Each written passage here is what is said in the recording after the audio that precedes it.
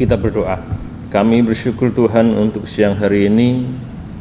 Kembali Tuhan mengizinkan kami untuk merenungkan firman Tuhan. Kami hendak membaca firman-Mu, merenungkan firman-Mu. Roh Kudus tolong kami supaya kami bisa memahami, mengerti apa yang menjadi perenungan di siang hari ini. Kami bersyukur dalam nama Tuhan Yesus. Amin. Shalom. Di nama Tuhan, siang hari ini kita akan bersama-sama merenungkan firman Tuhan. Saya akan bacakan buat saudara semuanya dari Mazmur pasal 9 ayat 9 dan 10. Demikianlah Tuhan adalah tempat pelindungan bagi orang yang terinjak, tempat pelindungan pada waktu kesesakan. Orang yang mengenal namamu percaya kepadamu, sebab tidak kau tinggalkan orang yang mencari Engkau, ya Tuhan.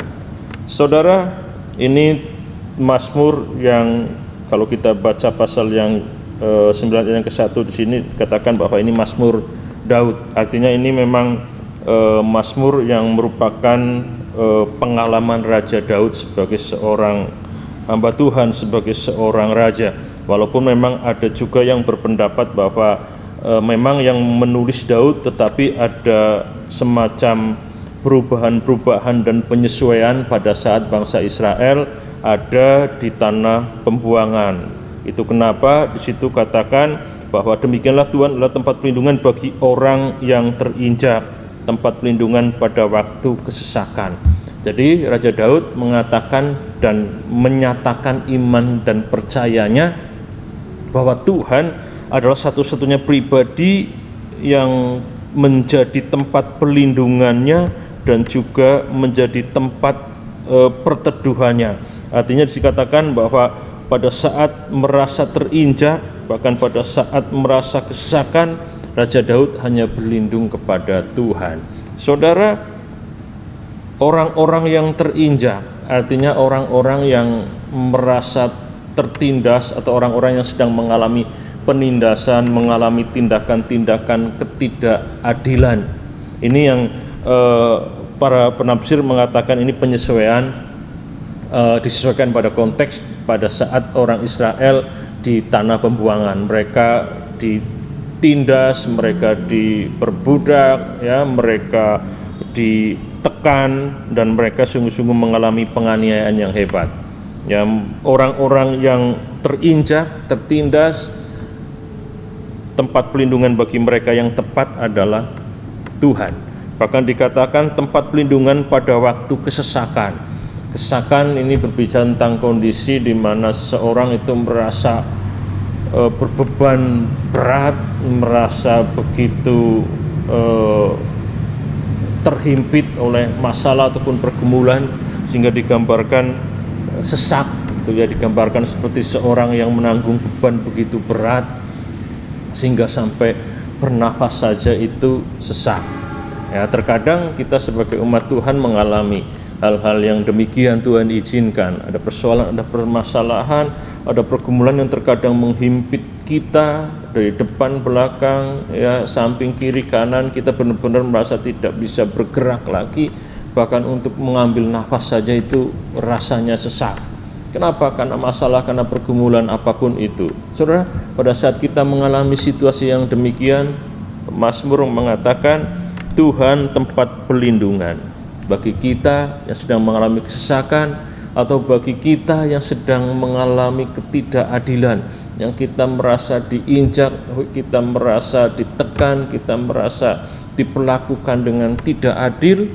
Kita punya tempat perlindungan yang aman, yaitu Tuhan. Saudara, pada saat kita mengalami ketidakadilan, kita bisa mengadu kepada manusia, kita bisa berlindung pada pihak-pihak yang kita anggap kuat, tetapi kita bisa kecewa ketika ternyata mereka tidak mampu memberikan perlindungan itu, atau tidak bisa atau tidak mau memberikan perlindungan itu. Pada saat kita mengalami kesesakan, kita ingin rasanya meminta bantuan kepada orang yang kita anggap bisa memberikan kelegaan kepada kita. Kita mohon perlindungan kepada pihak-pihak yang kita anggap juga bisa melindungi, memberikan perlindungan kepada kita. Tapi itu juga sering berakhir dengan kekecewaan. Kenapa? Karena pribadi itu terkadang memang tidak mampu memberikan perlindungan kepada kita, bahkan terkadang memang tidak mau memberikan perlindungan itu kepada kita. Tetapi ketika kita datang kepada Tuhan, Tuhan itu tempat perlindungan bagi kita pada saat kita terinjak, pada saat kita mengalami kesesakan. Dan Tuhan pasti mampu menjadi tempat perlindungan bagi kita, dan Tuhan pasti mau melindungi kita semuanya. Oleh karenanya dikatakan, orang yang mengenal namamu percaya kepadamu, sebab tidak kau tinggalkan orang mencari engkau, ya Tuhan. Jadi kita belajar kenapa Daud begitu percaya, begitu yakin bahwa Tuhan adalah tempat pelindungannya pada saat mengalami kesesakan maupun pada saat mengalami ketidakadilan, diinjak. Kenapa? Karena Daud mengenal Tuhan, karena pemazmur mengenal Tuhan. Jadi ketika seorang mengenal Tuhan, seseorang itu bisa percaya kepada Tuhan. Ketika seorang mengenal Tuhan dengan sungguh-sungguh, orang itu pun dengan yakin percaya kepada Tuhan. Kenapa ada orang yang tidak yakin? Mungkin karena kurang mengenal Tuhan. Ya, sama ketika seorang percaya, ya itu karena mengenal. Ketika seorang mengenal, dia bisa percaya, misalkan meminjamkan barangnya, meminjamkan bahkan mungkin apa yang menjadi miliknya, karena kenal orang itu pinjam, ya kita berikan, kita serahkan, kita izinkan menggunakan barang kita. Kenapa? Karena kenal. Tapi kalau nggak kenal, saya yakin kita nggak akan percaya kepada orang itu. Kita baru ketemu di tempat umum, orang itu tiba-tiba pinjam handphone kita misalkan, harusnya kita nggak percaya. Kenapa? Karena kita nggak kenal. Tapi kalau kenal, ya pasti kita akan berikan, kita akan persilakan orang itu mungkin menggunakan handphone kita atau barang kita yang lain. Kenapa? Karena mengenal. Kenapa pemazmur dikatakan begitu percaya kepada Tuhan sebagai tempat perlindungan pada waktu terinjak dan pada waktu kesesakan? Karena pemazmur mengenal Tuhan.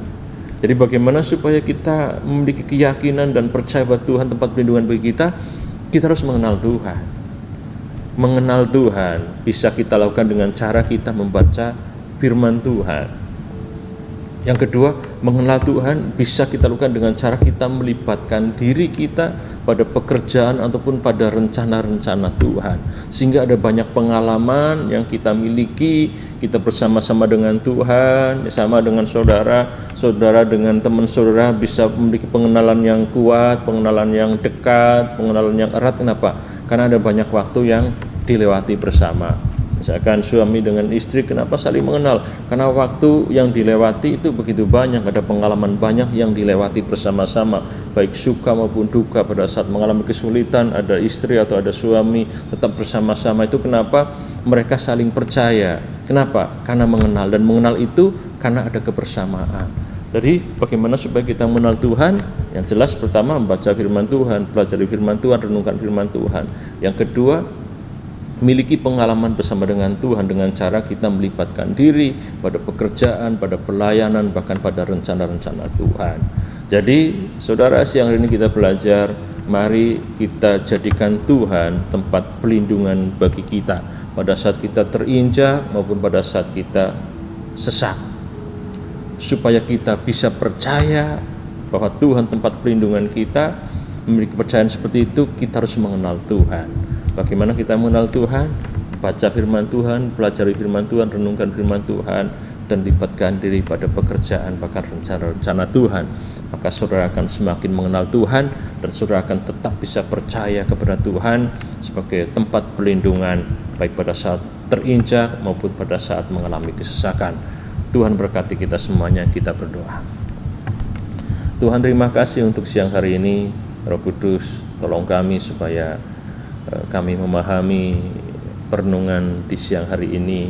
Kami tetap meyakini dan tetap percaya bahwa Engkau adalah satu-satunya tempat perlindungan bagi kami, dan kami bisa memiliki keyakinan, kepercayaan yang teguh ketika kami sungguh-sungguh mengenal Tuhan. Tuhan, tolong supaya kami terus semakin mengenal Tuhan melalui pembacaan, perenungan firman Tuhan, juga melalui pengalaman hidup kami bersama-sama dengan Tuhan. Kami mau melibatkan diri kami pada rencana-rencana Tuhan. Terima kasih Tuhan, kami bersyukur untuk siang hari ini, untuk perenungan singkat di dalam nama Tuhan Yesus Kristus kami berdoa. Amin.